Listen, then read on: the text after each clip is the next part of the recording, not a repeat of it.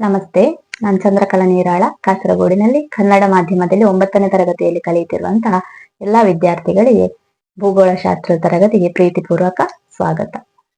ಕಳೆದ ತರಗತಿಗಳಲ್ಲಿ 1ನೇ ಅಧ್ಯಾಯ ಜಗತ್ತಿನ ತುತ್ತ ತುದಿಯಲ್ಲಿ, ಇದರಲ್ಲಿ ಹಿಮಾಲಯದ ಬಗ್ಗೆ ನಾವು ಕಲಿತಾ ಇದ್ದೆವು. ಅಂದ್ರೆ ಹಿಮಾಲಯದ ಹುಟ್ಟಿನ ಬಗ್ಗೆ ನಾವು ನೋಡಿದ್ದೇವೆ. ಹಿಮಾಲಯವು ನಿರಂತರವಾಗಿ ಬೆಳೀತಾ ಇದೆ, ಮತ್ತೆ ಅದಕ್ಕೆ ಇರುವ ಕಾರಣವನ್ನು ಕೂಡ ನಾವು ನೋಡಿದ್ದೇವೆ. ಅದೇ ತರ ನಮ್ಮ ಭಾರತ ದೇಶಕ್ಕೆ ಭದ್ರ ಕೋಟೆಯಂತೆ ನಿಂತು ಈ ಹಿಮಾಲಯವು ರಕ್ಷಣೆ ಮಾಡ್ತಾ ಇದೆ. ಇಂದಿನ ತರಗತಿಯಲ್ಲಿ ಹಿಮಾಲಯದ ಪ್ರಾದೇಶಿಕ ವಿಭಾಗಗಳ ಬಗ್ಗೆ ನೋಡೋಣ. ಮಕ್ಕಳೇ, ಹಿಮಾಲಯ ಮತ್ತು ಪ್ರಾದೇಶಿಕ ವಿಭಾಗಗಳು, ಇದರ ಬಗ್ಗೆ ಸ್ವಲ್ಪ ನೋಡುವ. ಪರ್ವತ ಶ್ರೇಣಿಗಳಿಗೆ ಅಡ್ಡವಾಗಿ ಹರಿಯುವ ನದಿಗಳ ಆಧಾರದಲ್ಲಿ ಹಿಮಾಲಯವನ್ನು ಪ್ರಾದೇಶಿಕ ವಿಭಾಗಗಳಾಗಿ ವಿಂಗಡಿಸಲಾಗಿದೆ. 1ನೇದು ಪಶ್ಚಿಮ ಹಿಮಾಲಯ, 2 ಮಧ್ಯ ಹಿಮಾಲಯ ಮತ್ತು 3 ಪೂರ್ವದ ಹಿಮಾಲಯ. ಹಿಮಾಲಯದ 3 ಪ್ರಾದೇಶಿಕ ವಿಭಾಗಗಳು ಮತ್ತು ಬೇರ್ಪಡಿಸುವ ನದಿಗಳು ಯಾವುದಂತ ನೋಡುವ. 3 ಪ್ರಾದೇಶಿಕ ವಿಭಾಗಗಳು. 1 ಪಶ್ಚಿಮ ಹಿಮಾಲಯ, ಇದನ್ನು ಬೇರ್ಪಡಿಸುವ ನದಿಗಳು ಸಿಂಧು ಹಾಗೂ ಕಾಳಿ. 2 ಮಧ್ಯ ಹಿಮಾಲಯ, ಬೇರ್ಪಡಿಸುವ ನದಿಗಳು ಕಾಳಿ, ತೀಸ್ತಾ.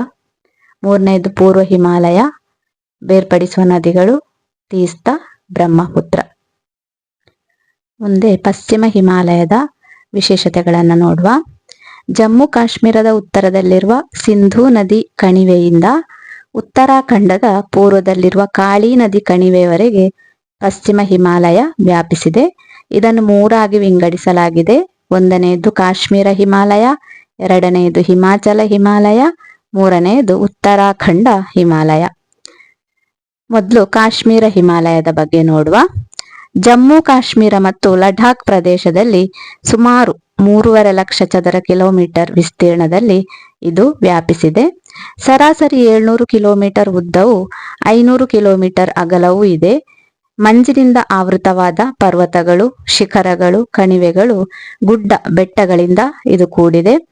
ಕಾರಕೋರಂ, ಸಸ್ಕರ್, ಲಡಾಖ್, ಪೀರ್ ಪಂಚಾಲ್ ಕಾಶ್ಮೀರ ಹಿಮಾಲಯದ ಪ್ರಧಾನ ಶ್ರೇಣಿಗಳಾಗಿವೆ. ಜಗತ್ತಿನ 2ನೇ ಅತ್ಯಂತ ಎತ್ತರದ ಪರ್ವತ ಶಿಖರ ಮೌಂಟ್ ಕೇಟು ಕಾರಕೋರಂ ಪರ್ವತ ಶ್ರೇಣಿಯಲ್ಲಿದೆ. ಇದರ ಮೇಲ್ಮೈ ಶಿಖರ 8611 ಮೀಟರ್ನಷ್ಟಿದೆ. ಇದನ್ನು ಮೌಂಟ್ ಗಾಡ್ವಿನ್ ಆಸ್ಟೆನ್ ಅಥವಾ ದಬ್ಸಾಂಗ್ ಎಂದು ಕರೆಯಲಾಗುತ್ತದೆ. ಸಿಯಾಚಿನ್, ಬೋಲ್ಟೋರೋ ಮೊದಲಾದವುಗಳು ಈ ಪ್ರದೇಶದಲ್ಲಿರುವ ಪ್ರಮುಖ ಹಿಮನದಿಗಳು.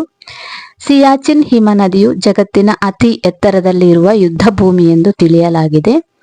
ಸಿಂಧೂ ನದಿ ಮತ್ತು ಅದರ ಪೋಷಕ ನದಿಗಳಾದ ರಾವಿ, ಸೀಲಂ, ಚಿನಾಬ್ ಮೊದಲಾದವುಗಳು ವರ್ಷವಿಡೀ ಸಮೃದ್ಧವಾಗಿ ಹರಿಯಲು ಕಾರಣವಾಗುವುದು ಈ ಹಿಮನದಿಗಳು.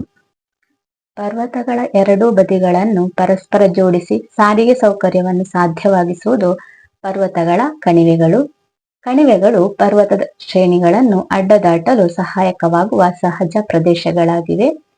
ಪೀರ್ ಪಂಚಲ್ ಪರ್ವತ ಶ್ರೇಣಿಗೆ ಅಡ್ಡವಾಗಿರುವ ಬನಿಹಾಲ್ ಕಣಿವೆಯು ಜಮ್ಮು ಪ್ರದೇಶವನ್ನು ಕಾಶ್ಮೀರ್ ಕಣಿವೆಯೊಂದಿಗೆ ಜೋಡಿಸುತ್ತದೆ. ಪ್ರೀತಿಯ ಮಕ್ಕಳೇ, ಮುಂದೆ ನಾವು ಹಿಮಾಲಯದಲ್ಲಿರುವ ಪ್ರಧಾನ ಕಣಿವೆ ಮಾರ್ಗಗಳ ಬಗ್ಗೆ ನೋಡುವ.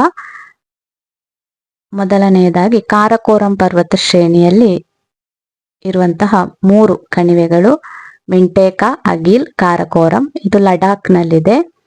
2ನೇದು ಲಡಾಖ್ ಶ್ರೇಣಿಯಲ್ಲಿರುವಂಥದ್ದು ಖಾರ್ದುಂಗ್ಲಾ ಅಂತ ಹೇಳುವ ಕಣಿವೆ.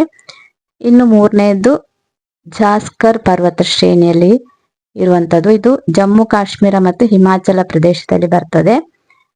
ಇದರಲ್ಲಿ ಜಮ್ಮು ಕಾಶ್ಮೀರದಲ್ಲಿ ಬೂರ್ಜಿಲಾ ಮತ್ತು ಜೋಜಿಲಾ ಅಂತ ಹೇಳುವ 2 ಕಣಿವೆಗಳಿವೆ. ಇಲ್ಲಿ ಲಾ ಅಂತ ಹೇಳಿದ್ರೆ ಕಣಿವೆ ಮಾರ್ಗ. ಇದು ಟಿಬೆಟ್ ಭಾಷೆಯಲ್ಲಿ ಕಣಿವೆಯನ್ನು ಮಾರ್ಗವನ್ನ ಲಾ ಅಂತೇಳಿ ಹೇಳ್ತಾರೆ. ಇನ್ನು ಹಿಮಾಚಲ ಪ್ರದೇಶದಲ್ಲಿ ಬಾರಲಾಚಲ ಮತ್ತು ಶಿಫ್ಖಿಲಾ ಅಂತ ಹೇಳುವ 2 ಕಣಿವೆ ಮಾರ್ಗಗಳಿದೆ.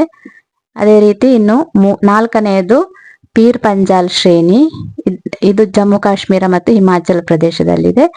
ಜಮ್ಮು ಕಾಶ್ಮೀರದಲ್ಲಿ ಪೀರ್ ಪಂಜಾಲ್ ಮತ್ತು ಬನಿಹಾಲ್ ಅಂತ ಹೇಳುವ ಕಣಿವೆ ಮಾರ್ಗ ಇದೆ. ಅದೇ ತರ ಹಿಮಾಚಲ್ ಪ್ರದೇಶದಲ್ಲಿ ರೋಹ್ತಂಗ್ ಅಂತ ಹೇಳುವ ಕಣಿವೆ ಮಾರ್ಗ ಇದೆ. ಮಕ್ಕಳೇ, ಉತ್ತರಾಖಂಡದಲ್ಲಿರುವಂತಹ ಕಣಿವೆ ಮಾರ್ಗಗಳ ಬಗ್ಗೆ ನೋಡುವ. ಇಲ್ಲಿ 3 ಇದೆ. ಒಂದನೆಯದು ಮಾನಾಲ, ಎರಡನೇದು ನಿತಿಲ, ಮೂರನೆಯದು ಲಿಪುಲೇಖ. ಅದೇ ತರ ಸಿಕ್ಕಿಂ ಅಲ್ಲಿರುವಂತದ್ದು ನಾಥುಲ ಮತ್ತು ಜಿಲೆಫುಲ. ಅರುಣಾಚಲ ಪ್ರದೇಶದಲ್ಲಿರುವುದು ಬೂಮ್ಡಿಲಾ, ಯಾಂಗ್ಯಾಪ್, ದಿಪ್ಪು, ಕುಂಜವಾಂಗ, ಲಿಖಾಪಾನಿ. ಇನ್ನು ಮಣಿಪುರದಲ್ಲಿ ಒಂದಿದೆ, ಅದು ತುಜು. ಇನ್ನು ನಿಮ್ಮ ಪಾಠ ಪುಸ್ತಕದಲ್ಲಿ ಒಂದು ಪ್ರಶ್ನೆ ಉಂಟಲ್ವಾ, ಹಿಮಾಲಯದ ನದಿಗಳು ವರ್ಷವಿಡೀ ತುಂಬಿ ಹರಿಯುತ್ತದೆ ಯಾಕೆ ಅಂತೇಳಿ, ಅಥವಾ ಹೇಗೆ, ಅದಕ್ಕಿರುವ ಕಾರಣ ಏನು ಅಂತೇಳಿ. ಯಾಕೆ ಹಿಮಾಲಯದ ನದಿಗಳು ಕರಗುವ ಹಿಮ ಮತ್ತು ಹಿಮ ನದಿಗಳಿಂದ ರೂಪುಗೊಳ್ಳುತ್ತವೆ, ಆದ್ದರಿಂದ ವರ್ಷವಿಡೀ ಅದು ತುಂಬಿ ಹರಿಯುತ್ತದೆ.